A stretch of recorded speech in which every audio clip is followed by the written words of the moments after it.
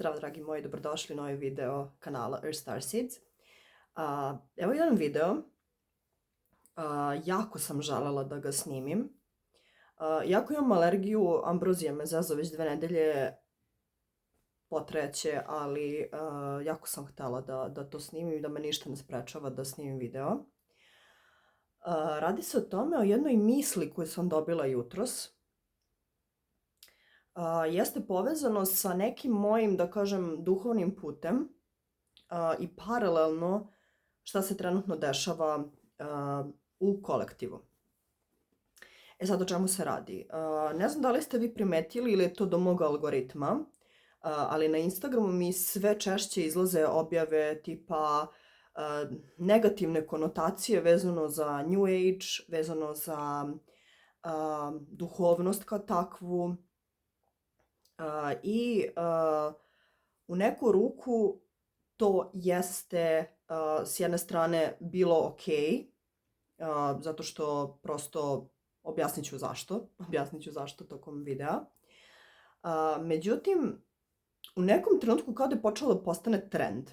I to se jako često dešava kada neka izjava postane interesantna ili je aktuelna, a mnogo ljudi prolazi već kroz tu neku određenu temu, onda se desi taj fenomen da svi odjednom počinju da pričaju o toj temi, onda to postane onako malo, da kažem, ne toliko interesantno.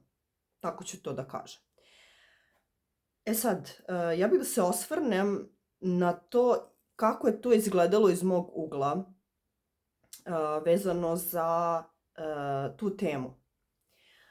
Sad, dakle, ja meditiram od 2013. godine. Ja svakog dana meditiram. Jedino u nekom periodu nisam meditirala kada sam tek završila reiki, onda sam svakog dana radila sebi reiki tretmane, pa nisam mogla jedno i drugo, prosto zbog životnih obaveza. Nisam mogla prosto da imam tu neku rutinu, tu neku pravu jogi rutinu, koju smatram da imam danas. Postigla sam je. Sada, dakle, prolazila sam razne duhovne faze. Bukvalno sam prolazila kroz one neke faze gde sam mislila sam najpametnija, faze gde sam mislila da ne znam ništa, faze gde sam imala ono neko ego eksponiranje, imala sam faze gde sam prosto sve faze apsolutno sam prošla i ljutnju, i bes, i nemoć, i snagu. Čak sam prolazila kroz to da sam u jednom trenutku u potpunosti pala i više sam radila nego što sam mogla da radim i nisam imala kapacitet telesni za to, ili psihički, ili situacioni, i tako dalje. Pričala sam o tome u prošlom videu, tako da pogledajte. Ali ovdje je jedna interesantna stvar. A to je da mi nekad moramo da prođemo kroz delulu spiritualnost. Znači, prosto moramo da prođemo kroz to. I onu fazu da smo najpametniji, da smo bolji od drugih i tako dalje. Znači, nažalost, ali to je isto proces. Mislim, ja to u potpunosti razumem. Ali je jako važno proći kroz to i da uđeš u drugu fazu. Znači, to je nešto što je najvažnije. Tako da sam tu htjela da objasnim da je u redu što sad neki ljudi prolaze kroz ta neka razočaranja u možda New Age. Mislim, ja prva nisam za New Age. Zašto? Zato što postoje drevne nauke, drevna tradicija, drevne metode lečenja, drevne prakse. Tako da, kako bih ovo nekako bolje objasnila, imate vedsku tradiciju koja je stara nekoliko hiljada godina. Imate, ne znam, ceo taj sistem koji je ogroman. Sad, mi smo, na primjer, u književnosti učili nešto što se zove migracija motiva.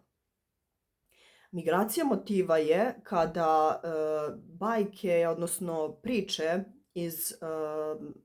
iz indijske vedske tradicije migriraju u druge tradicije, recimo preko Persije, preko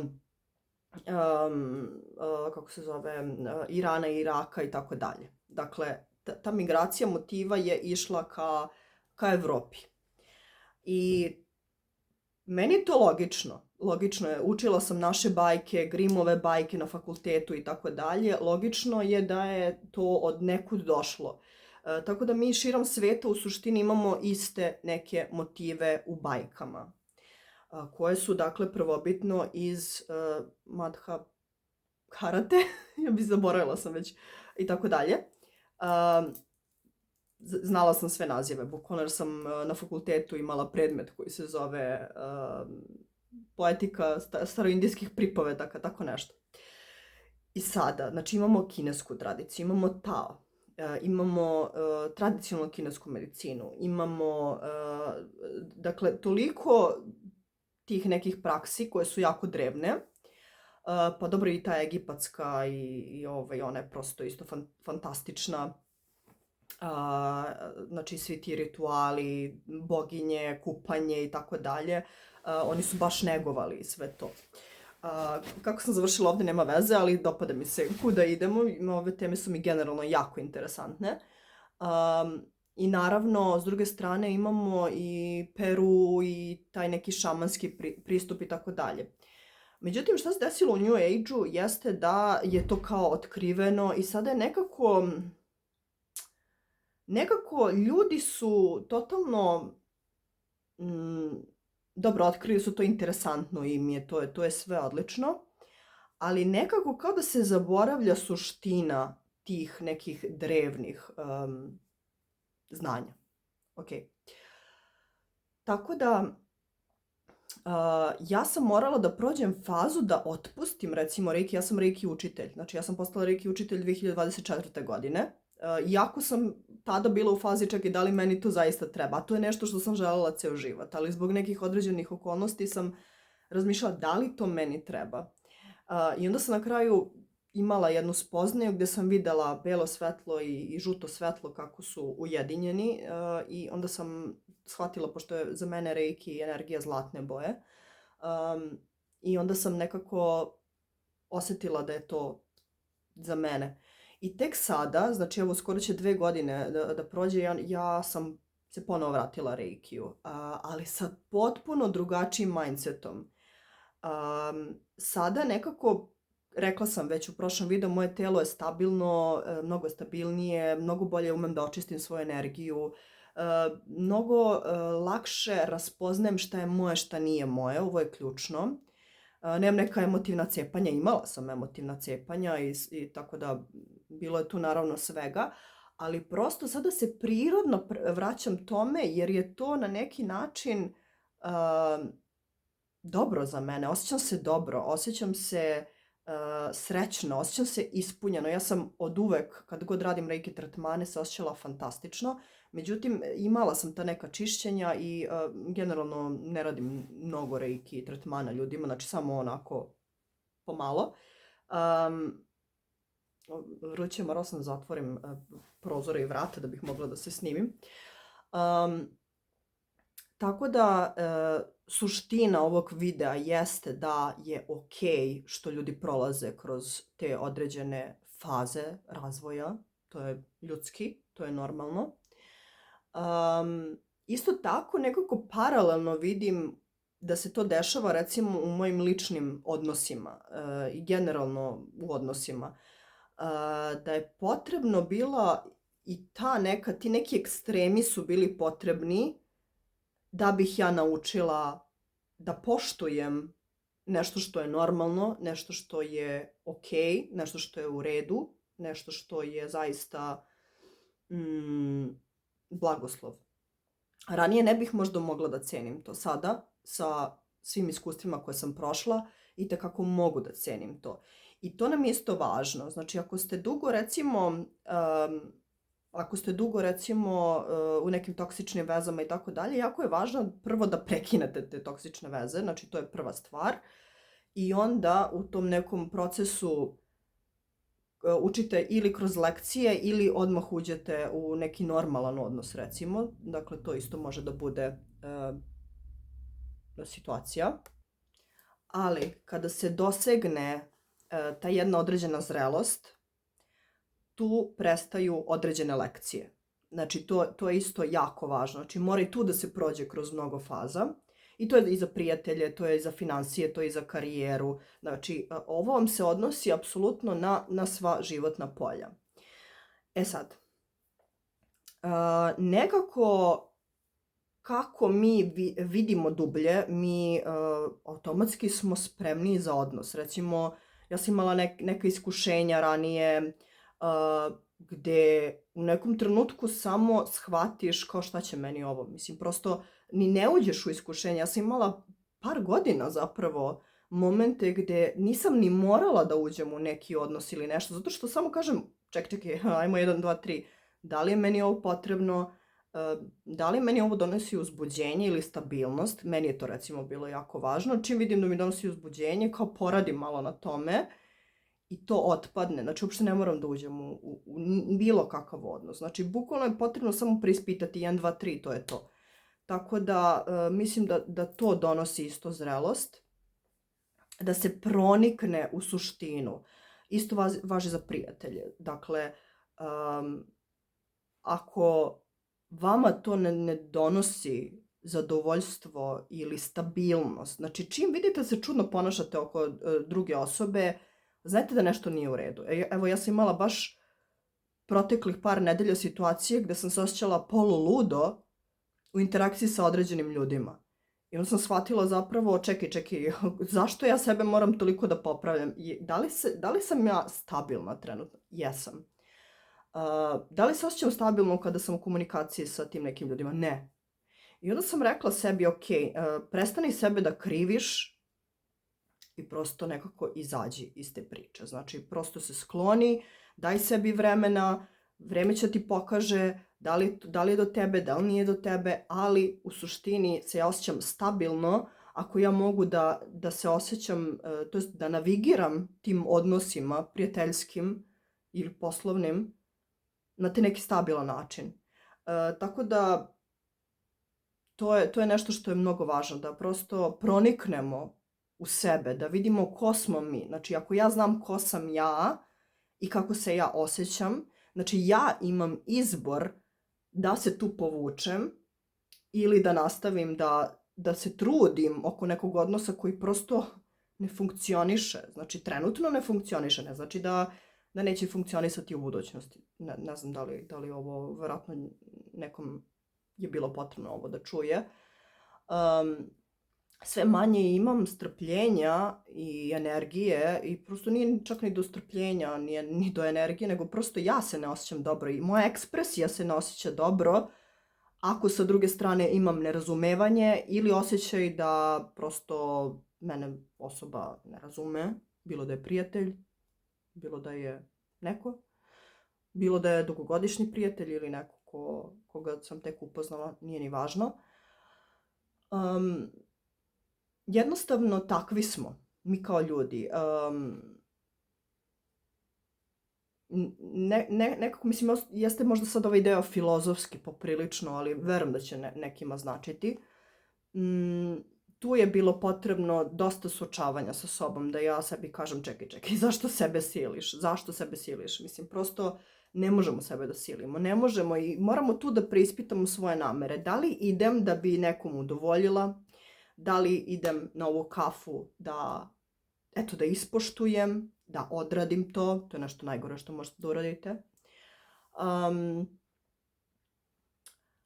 Jako je važno da sledite onaj osjećaj iznutra. Znači, ako vi želite da idete svim srcem i znate da ćete da se osjećate fantastično tokom te kafe ili posle te kafe, vi ćete ići. A ako se ne osjećate lagano, još gore, ovo je nešto što je ekstremno, ali recimo da odete negde zato što kao da vas ne bi odbacili, da vas ne bi ogovarali i tako dalje. Mislim, to je najniži nivo u prijateljstvu, nekom odnosu ili nekoj grupi. Znači, to je nešto najgore. Jer ljudi koji jesu sposobni za to da vas ogovaraju dok vi niste tu ili da, ja sam uvijek imala strahove te kao joj, kao idem tamo da me ne bi ogovarali, mislim, hello. Znači to je baš bilo onako, jako onako iz straha. Znači, ako će neko da vas ogovara, to govori o njemu, ne o vama. Znači, to je jako važno da shvatite. Ovdje na Balkanu je ta tema dosta aktualna, zato vjerojatno i pokrivam ovu temu. To govori o tim ljudima koji su sposobni da se pretvaraju pred vama da su ok i čim zatvorite vrata ili niste tu, da vas ogovaraju. To nisu vaši ljudi. Mislim da je potrebno malo i tu stabilnosti, zrelosti i tako dalje.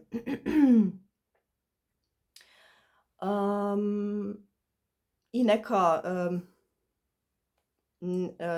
onako da se odvojite, onako ptičja perspektiva. Znači da se odvojite da samo, aha, ok, ovo je ovako, ovo je ovako. Zato što ako smo u strahu, mi drugačije percipiramo. Mi ne percipiramo dobro realnost ako smo u strahu. Ako izađemo iz straha, onda mnogo bolje percipiramo. Zato je potreban dobar fokus, zato meditacija je za mene onako ultimativni alat.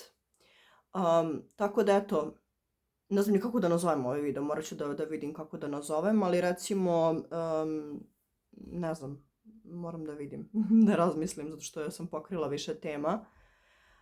Možda, ne znam, smislit ću. Tako da, eto,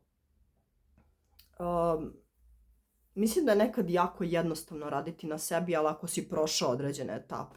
Da, mislim da je to, možda je to kao etape u spiritualnosti. Mislim da je to onako fin naslov za ovaj video. Tako da, najgore je izgubiti sebe, najgore je da ti curi energija na stvarima na koje ne treba da ti curi energija, da budeš okružen ljudima koji su zaista i dobronamerni ka vama. Znači to je mnogo važno, da negde ne lažete sebe. Isto šta mi nekako pada na pamet sada jeste čitanje između redova. Nekad je to ubistvo za određene odnose, znači to je prosto jako važno. Nadam se neće da me flaguju YouTube zbog ove reči. Tako da eto, to je to. Nadam se da je nekom služio ovaj video. Ja zaista želim da se snimam češće i da ne vodim računa o nekim, ne znam, mora se da bude savršeno, znači učim da razbijem taj perfekcionizam, on je stvarno, ne služi uopšte. Čak kontraefekat pravi. Tako da, eto. Nadam se da vam se dopao ovaj video, već 18 minuta skoro pričam. Iznala sam sve što sam htjela, ja se nadam, i naravno to je normalno da jako često ne možemo da pokrijemo apsolutno sve teme u jednom videu, mislim, to mi služe drugi videi, ne samo jedan.